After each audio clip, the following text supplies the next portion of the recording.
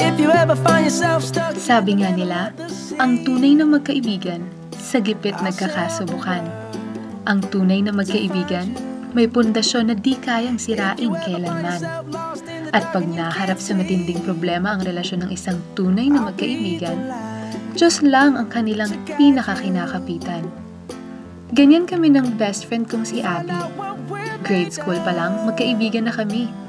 Sa halos lahat ng bagay, lagi kaming magkasama at laging magkaramay. Walang sikretong hindi alam ng isa't isa.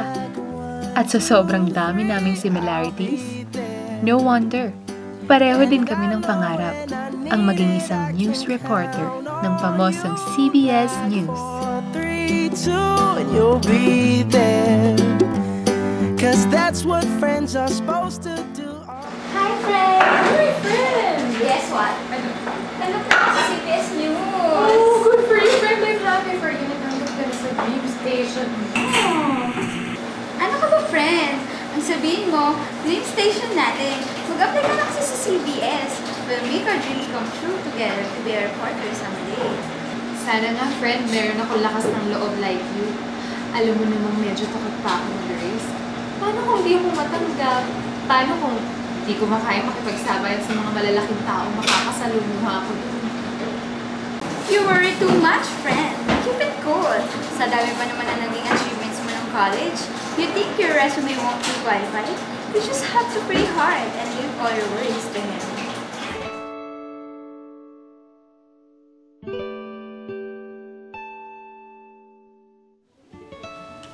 Hey! Busy ka naman masyado. Ano ba yan? Maraming dapat tapusin sa work eh. Nga pala, friend.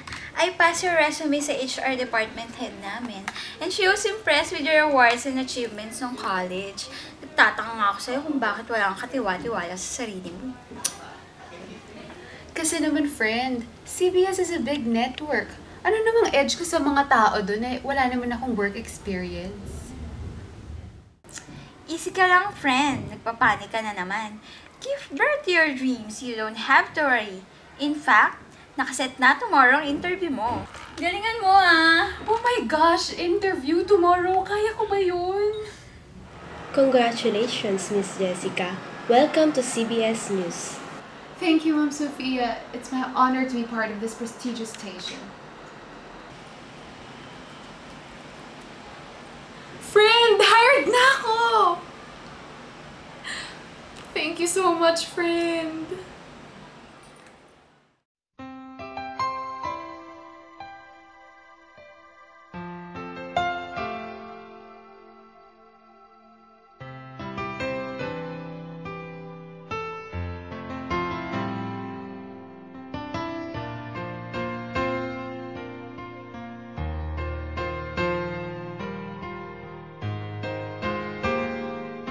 Lord, thank you for this great opportunity na binigay niyo sa akin.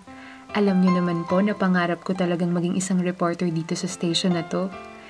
Thank you po dahil paunti-unti binibigay niyo sa akin ang pangarap ko. Thank you for bringing me to my dream station. Hindi ko po mapaniwalaan na ang dating pinapangarap ko lang, abot kamay ko na ngayon. Promise, I'll do my best in my job. Para naman po maging worth it ang pagkakatanggap sa akin sa station na to.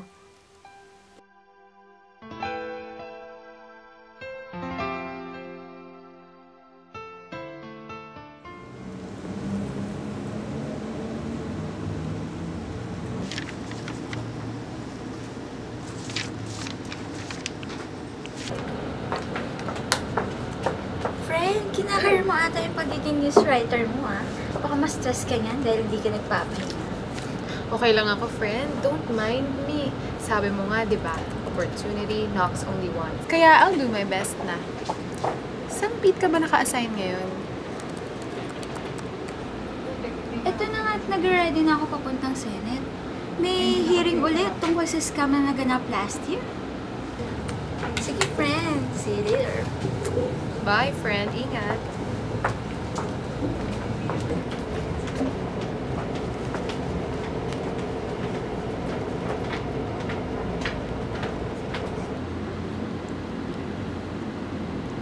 Good morning, sir. This is Jessica of CBS News. Can I schedule an interview with you? Available po ba kayo tomorrow morning? 9 a.m. Okay, sir. That would be perfect. Salamat po.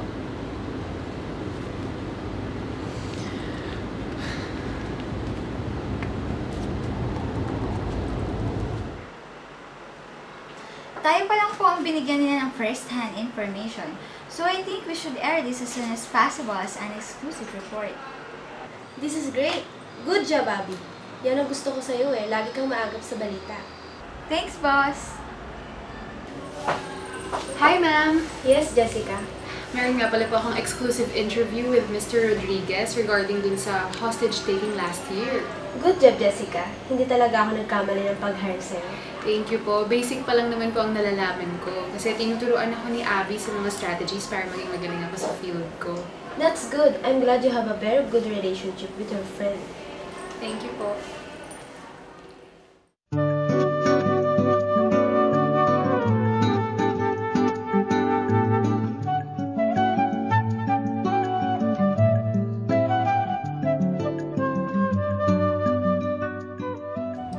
Abby, masyado ka man yata ang busy dyan.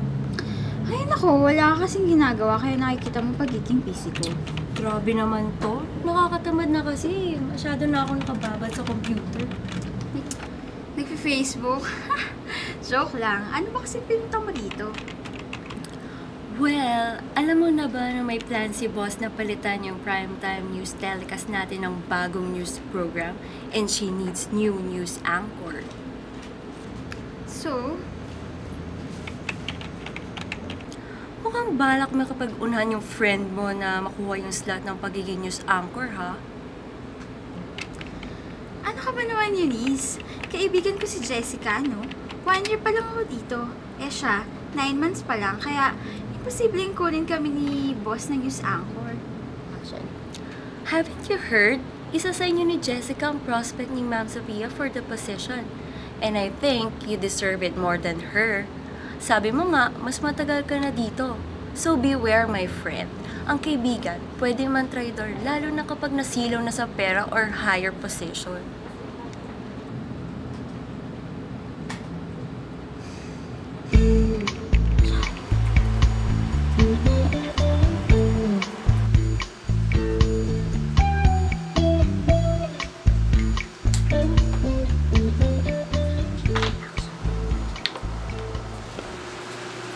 Yes? Oh, Andrea, napatawag ka? May babalita lang ako, ha? Alam mo ba magkakaroon tayo ng bagong primetime news program? Yeah, I've heard about it. Ano namang kinalaman ko dun? Tinawagan mo pa ako. Well, meron 2 slot doon para sa pagiging news anchor. 1 male and 1 female. And take note, kayong 2 ni Abby ang pinagpipilian ni Ma'am Sophia para maging female news anchor. Ano? Paano nangyari yun? Wala pa akong 1 taon dito, ah. That's really impossible. Well, it's up to you kung maniniwala ka o hindi. Pero mag-iingat ka dyan sa friend mo. Feel ko may balak ka na unahan ka sa pwesto. If I were you, papatalaw kay boss para ako makuha niya. She's my best friend. I don't see her as a competition. Whoever gets the part surely deserves it. Don't you think you deserve it more than her?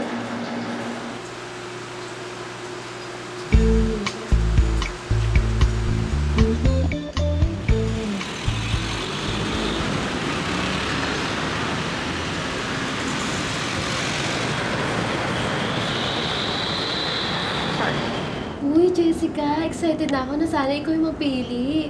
Feeling mo ba mapipili ako? Oo naman. Feeling ko nga matatanggap din ako eh.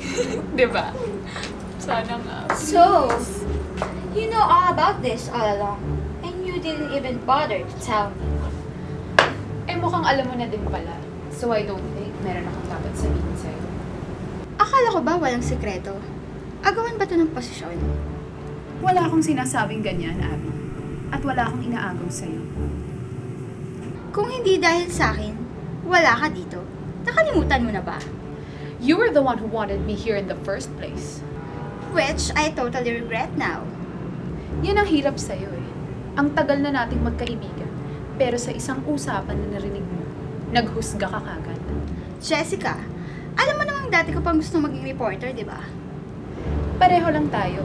At kung ganyan din palang tingin mo sa akin, then, I'll do whatever it takes to get the position. We're done.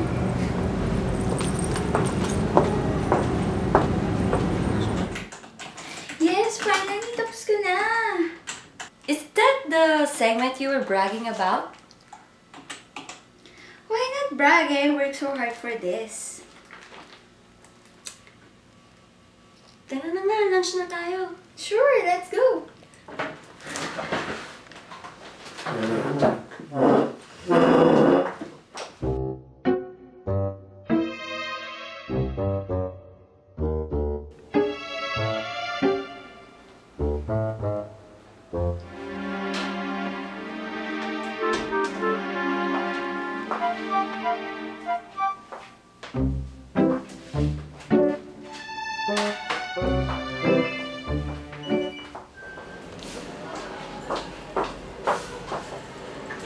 Ma'am, ito na po yung proposal ko dun sa isang segment. Okay, thanks.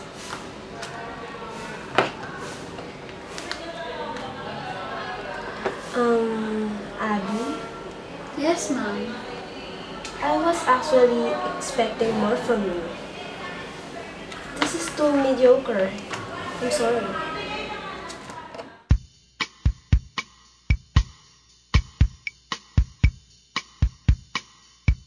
Nga eh. Na-interview ko ngayon. Yeah, oo. Well, kanina pa nga dapat morning yung interview eh. Kaya lang na-move niya yung hapon. Yeah, oo. 1 hour and 20 minutes na ako nandito. Wala pa din nag-interviewin ko. Sige. Wait lang ha. Baba muna natin. I'll just call you later. Confirm ko lang muna yung schedule, ha? Bye!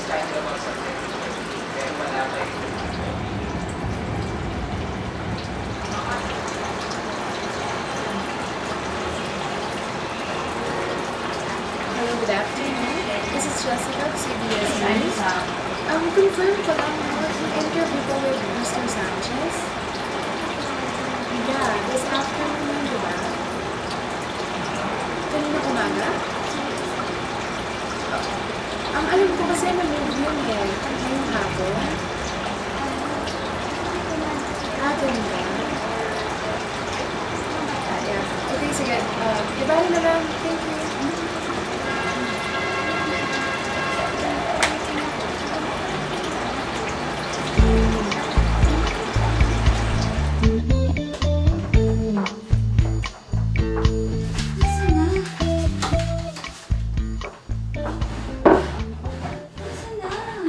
Abby, we need a tape. E-edit na tayo mamayang onte. Wait lang, dito lang nilagay yun eh. Nasaan na? Nawala? Oh no.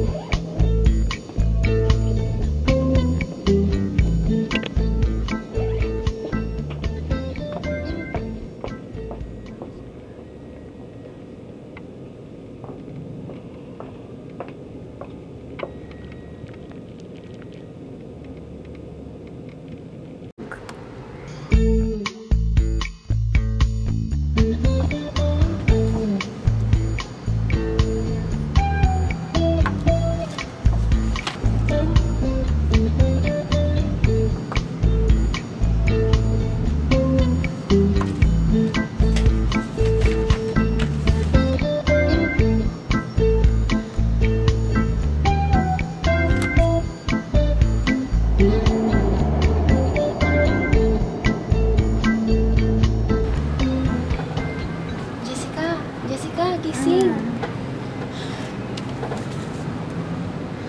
Oh my gosh, it's late. May coverage ako ngayon. Ano ka ba? Nagalit si boss. Akala niya wala ka. Ikaw na malaya, nakatulog ako eh. Si Abby na tuloy yung pinadala sa coverage. Siya kasi yung available kanina eh.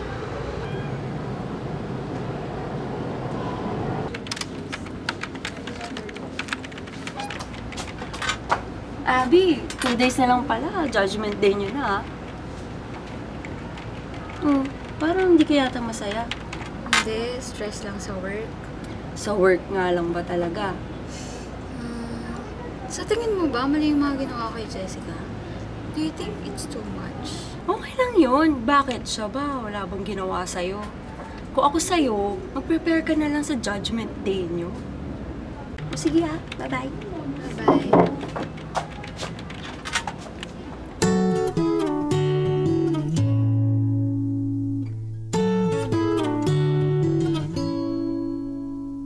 Love is not a place to come and go as we please. Lord, hindi ko po matanggap Na parang may sarili na kaming mundo.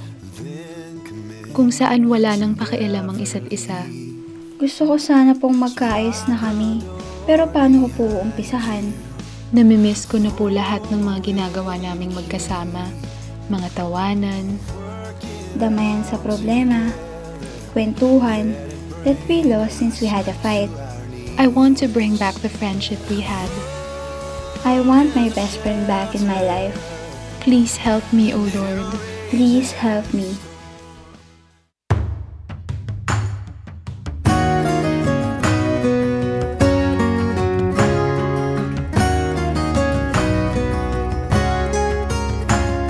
Sometimes you think you'll be fine by yourself, 'cause a dream is a wish that you make all alone. It's easy to feel like you don't need help, but it's harder to walk on your own. You'll change inside when you realize the world comes to life and everything's right from beginning to end. When you have a friend by your side that helps you to find the beauty you are when you're Pwede mag-share ng sip? Sure.